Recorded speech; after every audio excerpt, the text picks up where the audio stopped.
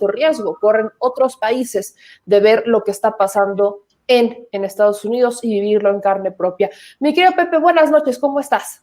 Querida Meme, buenas noches al auditorio, a la audiencia y pues un poco preocupado, ¿no? Por todas las situaciones que se han suscitado por este problema del Capitolio y de Donald Trump.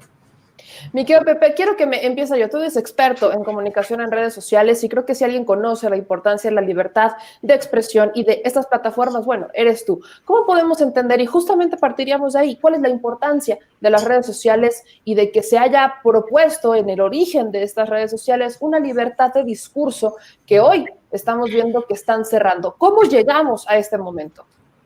Pues mira, para empezar definitivamente en la era de la información y en la era de la comunicación, las redes sociales sí marcaron un parteaguas.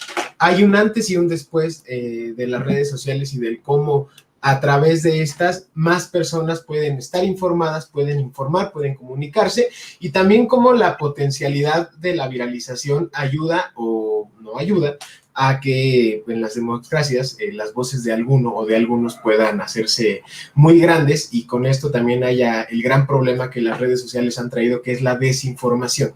Desafortunadamente, al ser un canal con tan pocas normatividades o que no se ajuste a las leyes de los países, porque pues al final pertenece al mundo del internet donde pocos países pueden incidir, y está bien porque si no estaríamos hablando de un tema de censura, pueden suscitarse situaciones como esta donde los líderes o los dueños se convierten en estos grandes faraones dueños con el poder de censurar, de callar o también de acrecentar algunos mensajes que no pueden ser buenos. Ok, entonces partiendo de esta parte, ¿no? Partiendo de que no, y estamos todos en sintonía que los gobiernos no deben de incidir en el mundo del internet, ¿cómo es que llegamos a hoy a esto, no? Recuerdo cuando todavía veíamos a un Mark Zuckerberg teniendo estos pleitos con el Congreso en Estados Unidos por haber vendido nuestros datos personales a través de estas ciertas aplicaciones, por tener esas fallas de seguridad. También vimos cómo Facebook también empezó a cerrar y cerrar y cerrar cada vez más estos controles de cómo y qué videos publicar. Y luego vemos, y algo de lo que nos hemos quejado mucho, es que las redes sociales sirvieron como una plataforma de denuncia, en donde lamentablemente la falta de acción de los gobiernos implementa que, bueno, si estás denunciando una cuenta de acoso, simplemente eliminan la cuenta y convierten imposible o muy complicado el rastrear a la persona porque, bueno, ya no hay una cuenta en donde la puedas tú encontrar o rastrear y vemos que hay muchas dificultades. No veo un equilibrio entre lo que están haciendo las redes sociales con cuestiones de denuncia que deberían quizás de impulsarlas y lo que están haciendo con un propio Donald Trump. ¿Corremos peligro de que ocurra algo similar en otros países, quizás en América Latina? Pues yo sinceramente veo muy lejana la posibilidad de que la situación que está ocurriendo hoy en Estados Unidos se repita en algún otro país de Latinoamérica o del mundo. Por el contrario, las redes sociales previo a esta situación de Donald Trump han funcionado como un gran canal para potenciar causas buenas, como por ejemplo la primavera árabe, ¿no? Donde el gobierno censurando y eliminando canales para que los jóvenes se pudieran organizar, fue a través de las redes sociales donde encontraron este canal para organizarse y para poder hacer un cambio que detonó en una revolución, ¿no? Hoy en día lo que estamos viendo es que también Donald Trump, pues, era una persona demasiado efervescente. Inclusive los republicanos tenían como esta jerga donde decían, pues bueno, hay que tomarlo seriamente, pero no literalmente. El gran problema que se tuvo es que, pues a través de las redes sociales, en esta ocasión, el propio Donald Trump de pronto dio mensajes que pudieron malinterpretarse y quienes no eran senadores o quienes no eran representantes y quienes eran sus principales supporters, sus principales, bueno, las personas que lo apoyaban, se lo tomaron literalmente y no solamente se lo tomaron seriamente, y hubo una convergencia tremenda en el Capitolio donde quienes se lo tomaban seriamente, pero no literalmente, también se encontraron con los que estaban haciendo exactamente lo contrario. Repito, tanto en México como en Latinoamérica no tenemos perfiles como Donald Trump lo es en redes sociales, donde sus tweets, si bien causan un gran furor, en realidad después no causan el resultado que se esperaba porque las vocerías o algunos otros perfiles van desmintiendo las cosas que se están diciendo, ¿no? Yo sinceramente veo como algo que cada vez es más necesario, la necesidad de que los gobiernos vayan creciendo y vayan incorporando también a sus políticas públicas y a la normatividad pues que se tiene que ir, en la que se tiene que ir evolucionando, situaciones donde se pueda controlar, no de manera coercitiva, sino donde se pueda ir evolucionando y de la mano se puedan ir encontrando maneras de colaborar con estas grandes empresas. No podemos negar el poder informativo que tiene Facebook, ¿no? En México, donde casi el 80% de la población tiene una cuenta de Facebook y donde, pues, a nivel mundial, si fuera un país, sería un país inmensamente habitado, ¿no? No podemos negar el poder de estas plataformas y también no podemos ponernos al tú por tú porque, pues, al final nos metemos en un tema de derechos humanos, de libertad de expresión y también tenemos que tener muy claro que, pues, al final la figura del titular del ejecutivo de un país como lo es Estados Unidos, también tiene que tener cierto control con los mensajes que da, porque pues no es lo mismo lo que pongo yo a lo que pone él. La ventaja que ha dado el tema de las redes sociales es la horizontalidad y la democratización en el tema de la información, donde un tuit que pone Pepe Galaviz, un tuit que pone Meme, puede llegar a ser igual o más leído que un tuit que tiene un presidente. Ahora, Pepe, ¿bajo qué criterios podríamos estar hablando de este consenso o de este involucramiento por parte de los gobiernos? Los medios de comunicación son los que más se han involucrado, muchos de ellos ya están completamente migrados hacia las redes sociales, aunque todavía se molesten con el tema, pero bueno, han migrado a las redes sociales. Mucha información de la que hoy obtienen viene de las redes sociales, pero ¿bajo qué criterios se debería realizar este involucramiento por parte de los gobiernos con las redes sociales? ¿A quién hay que privilegiar, al usuario o la vinculación con la empresa por el poder que tiene de esparcimiento de las noticias? Yo creo que la primer gran labor que deben tener los gobiernos es un tema de humildad, ¿no? Yo creo que la humildad que tienen que tener los gobiernos frente a estas grandes empresas es lo primerito, ¿no? No creer que pueden seguir comunicando de una manera tradicional a expensas de ellos, sino que tienen que involucrarse. Tanto Facebook como Twitter tienen áreas de gobierno especializadas en crear estrategias de comunicación enfocadas a distintos estratos. Tuve la oportunidad de trabajar en un gobierno y justamente colaboramos con ambas empresas y era una maravilla, porque además de que lo hacían de una manera muy eficiente, era inmensamente económico.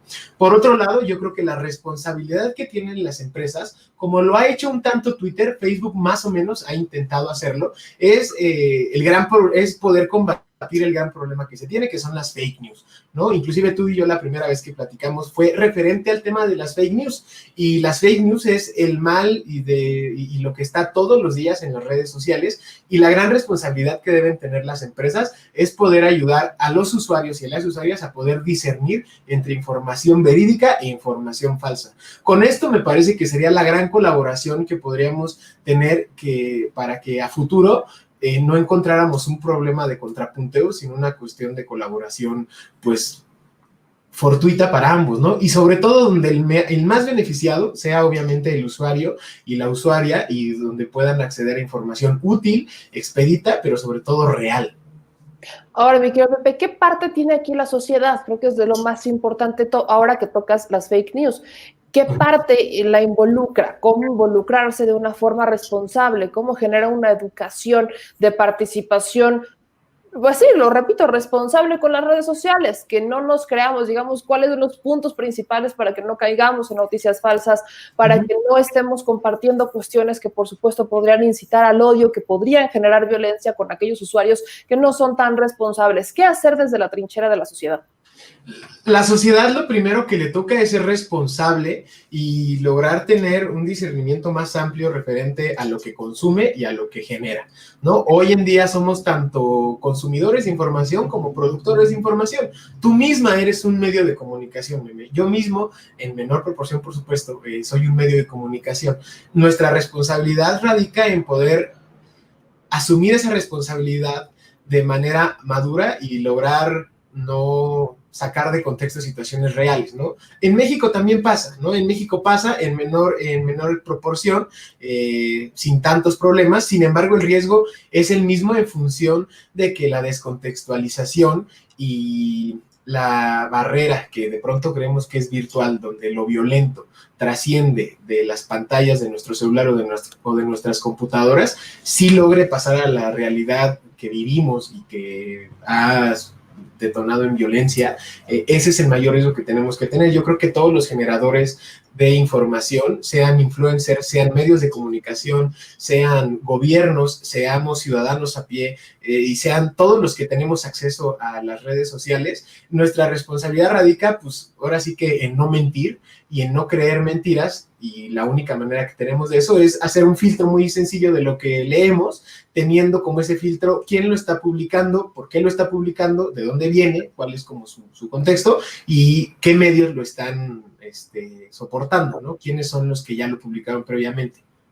Y ahora, ¿cuál es la responsabilidad de los medios de comunicación? Creo que esta es la parte más interesante, porque si algo hemos dicho, por ejemplo, en el caso de Estados Unidos, es qué diferente historia sería si retomaran lo que dice un presidente, Donald Trump, y empezaran a contextualizarlo desde sus líneas editoriales. Tienen una libertad inmensa, no se esconden, nunca han negado de qué lado están, si son derecha, izquierda, si son ultraderecha, si son ultraizquierda, nunca lo han negado si son liberales o no. Siempre han sido muy frontales en la materia. Entonces, ¿por qué no hacerlo en este momento desde sus editoriales, desde sus propias líneas de información? ¿Y cuál es la responsabilidad que tenemos medios aquí en México también? Creo que es importantísimo tocar. Pues yo insisto, creo que la responsabilidad es una responsabilidad compartida. Tanto medios de comunicación como titulares de gobierno, locales, estatales y federales, tenemos la responsabilidad de informar con responsabilidad y también pues de no polarizar, ¿no? Uno de los grandes problemas que se han suscitado en Estados Unidos desde la llegada de Donald Trump es la polarización, ¿no? Donde se confrontaba al medio A con el medio B y donde se decía que el medio A lo hacía porque tenía conflictos con el presidente o con algún gobierno en particular, y creo que en ese momento es donde pues el que pierde es el consumidor de información, porque ya no le dan a él la libertad de elegir cuál es el medio que puede consumir sin que sea juzgado por consumir información en él. El gran problema que se tuvo con Fox News, ¿no? Un medio que apoyaba abiertamente a Donald Trump. Yo no creo que esté mal. Al final los medios de comunicación también forman parte de un mercado, ¿no? Y en este mercado hay preferencias, y hay quienes prefieren los medios de derecha y hay quienes prefieren los medios de izquierda. En México tenemos a Reforma y tenemos a La Jornada. ¿Cuál es el mejor medio? Pues al final es el que a mí me guste, ¿no? Al final, si a mí me gusta leer La Jornada, y también gusto de leer los columnistas de Reforma, me permiten a mí tener un panorama más amplio de lo que está pasando. Sin embargo, si pasa lo que pasa en Estados Unidos o lo que pasó de manera muy, muy, muy evidente, donde se confrontaban directamente a los medios o se confrontaban directamente a las empresas o a los dueños, se convierte en un juego de gato y el ratón donde hay buenos y malos. Y creo que en estos casos no hay buenos y malos, ¿no? Siempre y llanamente hay actores que tienen sus propias necesidades, sus propias responsabilidades, y ahí es donde creo que tenemos que ser sumamente congruentes y tener cordura y humildad para poder no entrar en este tipo de situaciones de conflicto frontal. Y ahora que mencionas el tema de congruencia, pues quisiera con eso poder cerrar y generar esta reflexión de cierre. ¿Existe congruencia en las redes sociales? Híjole, pues la congruencia me parece que radica en cada uno de nosotros, ¿no?